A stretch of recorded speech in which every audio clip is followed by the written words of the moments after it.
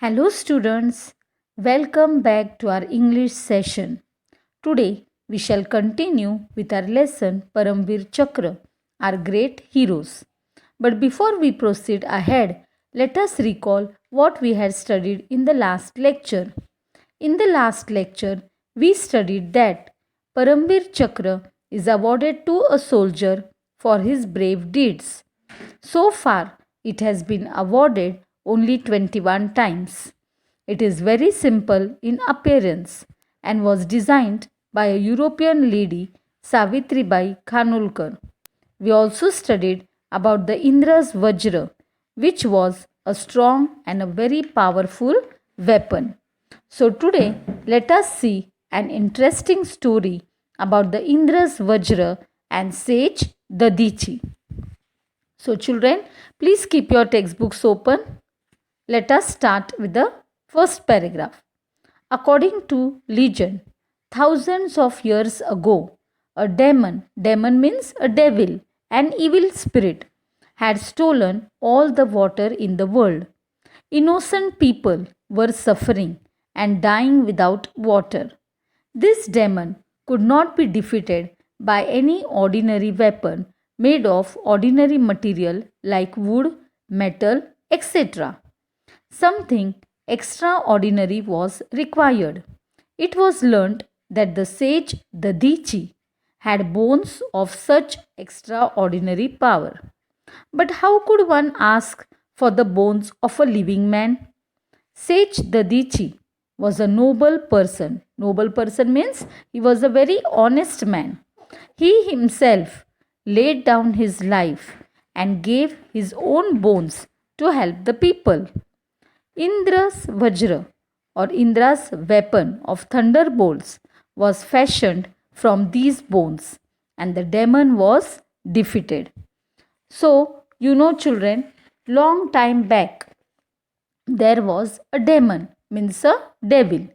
He had taken all the water from the world and hid it somewhere. All the people around were very thirsty and could not bear with their thirst. Thus, it resulted into the death of some people. They were not able to survive. And when the people tried to kill this devil with a weapon made of wood, they were not able to kill him. When they made the weapon of iron, then also they were unable to kill him. They tried each and every metal, but the demon was not dying with any of the metal. So they were now thinking what to do. Then somebody told them about sage Dadichi and his bones. People were told that his bones were very special and had extraordinary powers, and that they would be able to kill the demon only if the weapon was made with his bones. So the people went and requested sage Dadichi about this. They requested him to give his bones to kill the demon. Now, sage Dadichi was a brave and a very noble man. So he thought that instead of so many people losing their life, it is better that I should sacrifice my own life. And he sacrificed his life and gave his own bones to help the people. People took his bones and made a weapon, and with the help of this weapon, they were able to kill the demon. Now let us see the next paragraph. Just as the Indra's Vajra derived power from sage Dadichi's bones, the Indian military derives its strength and power from the sacrifice of the bravest of the brave, the Paramvir Chakra holders. So, children, you can see that our country has many brave and noble people like sage Dadichi, and we also have our brave soldiers. The Paramvir Chakra is awarded only to a brave person for his brave deeds. Now, let us proceed further. Let us study in detail about the flying officer Nirmaljit Singh Sekon. The information is given about the bravery and sacrifice made by the selfless patriot Nirmaljit Singh Sekon, a Paramvir. Nirmaljit Singh Sekon sacrificed his life to save the airfield as well as the town of Srinagar from the enemy. Let us see how. On the 14th of December 1971, Srinagar airfield was attacked by a wave of 6 enemy Sabre aircraft. Flying officer Nirmaljit Singh Sekon was on readiness duty at that time. He could not take off immediately because of clouds of dust raised by another aircraft. By the time the runway was clear, the enemy aircraft were overhead.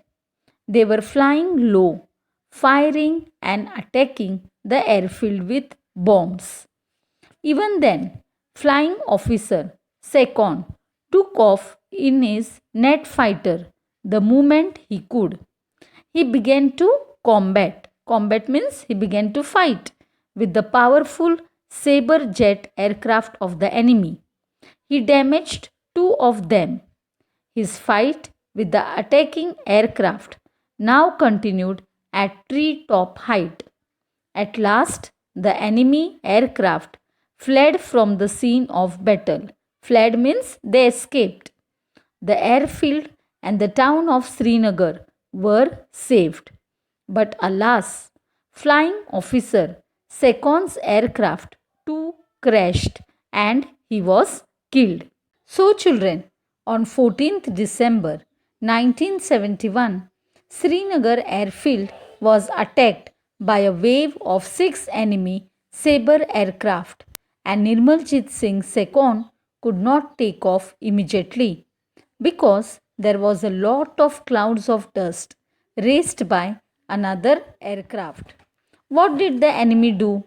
The enemy just flew very fast so that there would be a lot of dust raised in front of the officer's flight, which would enable him to take his flight high up. After a while, when all the dust went away, the officer saw that he was already covered by the enemy's flight. He tried to save himself. He fought a lot. He also attacked the Sabre aircraft of the enemy and even damaged 2 of them. But at last, the enemy left the battle and went away. But unfortunately, the flying officer Nirmaljit Singh Sekon's aircraft was crashed and he was killed. Coming to the concluding paragraph of the lesson, flying officer Sekon displayed means showed great flying skill and determination means a strong willpower in the face of certain death. He showed unmatched heroism. Unmatched heroism means a great bravery above and beyond the call of duty. Salute to the bravest of the brave, Flying Officer Nirmaljit Singh Sekon. So, our flying officer Nirmaljit Singh Sekon showed us that we should never be afraid and keep on fighting till our last breath. We should salute this brave officer of our country, Flying Officer Nirmaljit Singh Sekon. So, students, I hope you have understood this lesson and remember always that we should respect our soldiers. Now we have completed this lesson, and below this lesson I'll give you some spellings. You have to write these spellings 5 times in your notebooks and also revise them well. For homework, revise the spellings as well as read the lesson. Thank you.